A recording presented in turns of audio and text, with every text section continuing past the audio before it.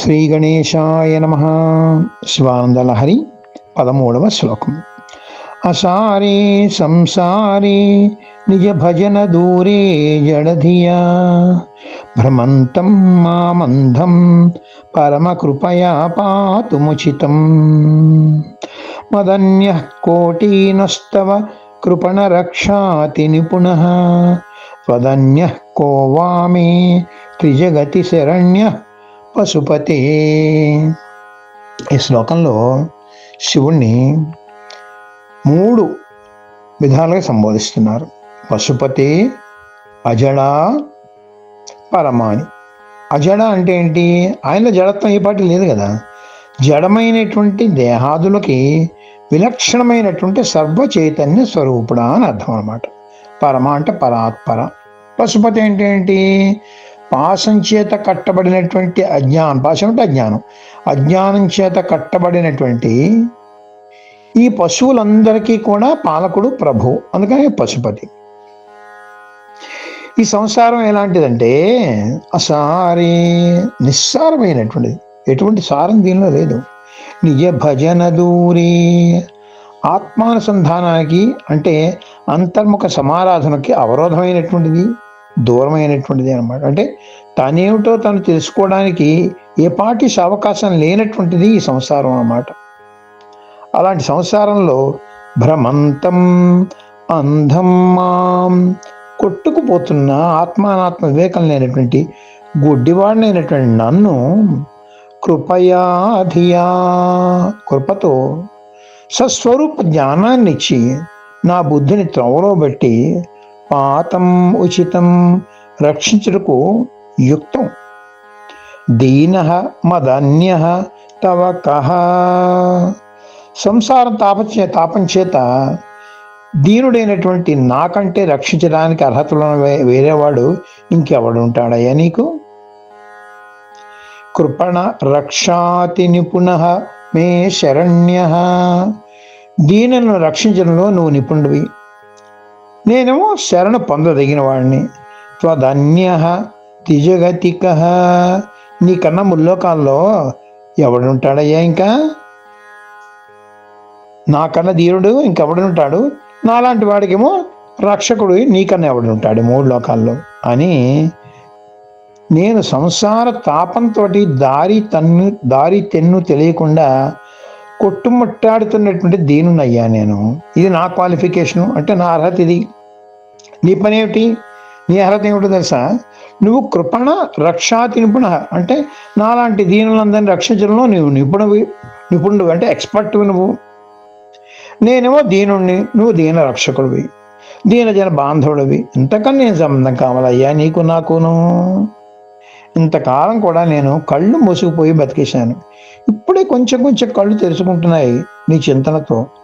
అందుకని నువ్వు రక్షించి మార్గదర్శనం చేయడానికి నేను అన్ని విధాల అర్హునయ్యా. అందుకని నన్ను కడదేర్చవయ్యా కరుణాసాగర, ఈ సంసార సాగరం నుంచి అని వేడుకుంటున్నాడు భక్తుడు ఈ శ్లోకంలో.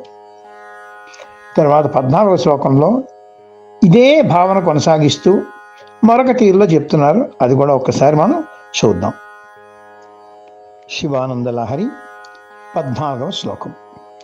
ప్రభుస్త్వం దీనానాం ఖలు పరమ బంధు పశుపతే ప్రముఖ్యోహం తేషామపి కిముత బంధుత్వమనయోః త్వయైవ క్షంతవ్యాః శివ మదపరాధాశ్చ సకలాః ప్రయత్నాత్ కర్తవ్యం మదవనమియం బంధు సరణి.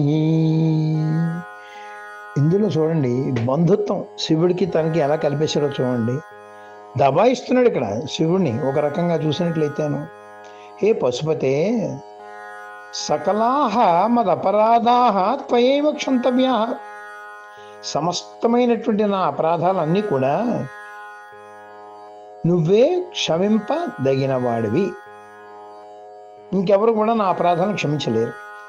మదవనం ప్రయత్నాత్ కర్తవ్యం, నన్ను ప్రయత్నపూర్వకంగా రక్షించడం కూడా నీ కర్తవ్యం అయ్యా. ఎందుకంటే ఇయం బంధుసరణి, ఇది బంధు మర్యాద కదయ్యా, బంధు మర్యాద నువ్వు పాటించాలి కదా. ఇందాక నుంచి కూడా నేను నీకు బంధువులని చెప్తున్నాను కదా, మరి నీకు నాకు ఆ బంధుత్వం ఎలా పడిందో అని నువ్వు అనుకుంటావేమో, అందుకని ఇదంతా చెప్తున్నానయ్యా. ప్రభుత్వం త్వం ప్రభు, నువ్వు దైన్యం పోగొట్టడంలో సమర్థుడివి, నువ్వు నన్నేమో రక్షించడంలో సమర్థుడివి, నన్ను పాలించడంలో సమర్థుడివి, నువ్వు నాకు ప్రభువి. దీనానాం పరమబంధు ఖలు, దీనులకు ముఖ్యమైనటువంటి బంధువు నువ్వు, దీనజన బాంధవుడివి. అహం తేషాం ప్రముఖ్య, నేను ఆ దీనుల్లో ప్రథముణ్ణి, ముఖ్యుణ్ణి. అనయోజపి బంధుత్వం కిముత శివ, ఇలాంటి మన ఇద్దరికి చుట్రకం ఉందని వేరే చెప్పాలయ్యా శివ. అంత ఆలోచిస్తున్నావా నేను ఆ బంధువుని అవుతాను నీకని చెప్పేసి? నువ్వు దీని బంధువుడు, నేను దీనుణ్ణి అంతే. ఎంత అధికారికి అయినప్పుడు కూడా, ఎంత మహారాజుకైనా కూడా తన చుట్టాల మీద ఎంతో కొంత పక్షపాతం ఉంటుంది కదా. నా తమ్ముడు, నా బావమరిది, వాడికి ఏదో చేస్తే బాగుంటుంది, ఏదో పాపం వాడు తప్పు చేసేళ్ళే, కానీ ఈసారి వాడిని చూసి చూడకుండా ఏదో ఒకటి సాయం చేద్దాం, వాడిని ఏమో మార్గంలో పెడదామని అనుకుంటారు కదయ్యా. వాడు ఏదో తప్పు చేశాడని వాడిని పక్కన పెట్టేస్తారా ఎవరైనా? అది బంధు మర్యాద చెప్పది. వాడికి ఏదో సాయం చేసి వాడు ఆ తప్పులు తిరిగి చేయకుండా నయాన్నో భయాన్నో నచ్చజెప్పి వాడిని సన్మార్గంలో పెట్టి కాపాడడం బంధు మర్యాద కదా అని ఒక రకంగా వేడుకుంటూ భక్తుడు ఏం చేస్తున్నాడు అంటే భగవంతుడిని వేరే విధంగా దబాయిస్తున్నాడు కూడా. ఇదో రకమైనటువంటి భక్తి. ఏదో విధంగా భగవద్భక్తి కలిగించుకోవాలి అనేటువంటి చక్కటి దివ్యమైనటువంటి సందేశం ఇస్తున్నారు ఈ 2 శ్లోకాల ద్వారా శ్రీ శంకర భగవత్పాదులు అన్నమాట. ఇలాంటివి మనకి ఈ రోజుల్లో చాలా చాలా ముఖ్యం. ఎందుకంటే ఈ సంసార సాగరంలో మనం కొట్టుమిట్టాడుతున్నాం, అసలు భగవంతుడినే మర్చిపోతూ ఉంటాం. ఏ కారణం చేత కొంతమంది వచ్చి అలా కాదు, నువ్వు ఆ దేవాలయంకి వెళ్దాం, మనం దేవుని దండం పెట్టుకుందాం, ఒకసారి దైవచింతన ఉండలేకపోతే ధ్యానం చెయ్యి అని చెప్తూ ఉంటారు. ఇవన్నీ అసలు మనం లెక్కే చెయ్యం. మనం ఆ దేవుడు ఏంటి, దెయ్యం ఏంటి, ఆ దేవుడు లేదు, దెయ్యం లేదు అని అనుకుంటూ ఉంటాం. కానీ ఏదో ఒక సందర్భంలో మనకు ఎలా అనిపిస్తుంది, ఇంకా మనం రక్షించేవాడు ఎవడు లేడు, మనం కాపాడేవాడు దేవుడు ఒక్కడేను అనేటువంటిది అంతవరకు నీకు తెలియని దైవాన్ని గురించి అప్పుడు ఆలోచించడం మొదలెడతాం అన్నమాట. అలాంటి వాళ్ళకి ఇచ్చేటువంటి సందేశం ఈ 2 శ్లోకాల్లో అత్యద్భుతంగా శంకర భగవత్పాదులు మనకి వినిపించారన్నమాట. ఎంత నాస్తికుడైనప్పటికీ కూడా ఎప్పుడో అప్పుడు ఆస్తికత్వం వాడికి వస్తుంది. వాడు నాస్తికత్వంలో నిజంగా దేవుణ్ణి దూషిస్తాడు కూడా. ఎంత దూషించినప్పుడు భగవంతుడు ఏమీ అనుకోడు, ఎందుకంటే వాడిని పుట్టించిన వాడు వీడే కదండి.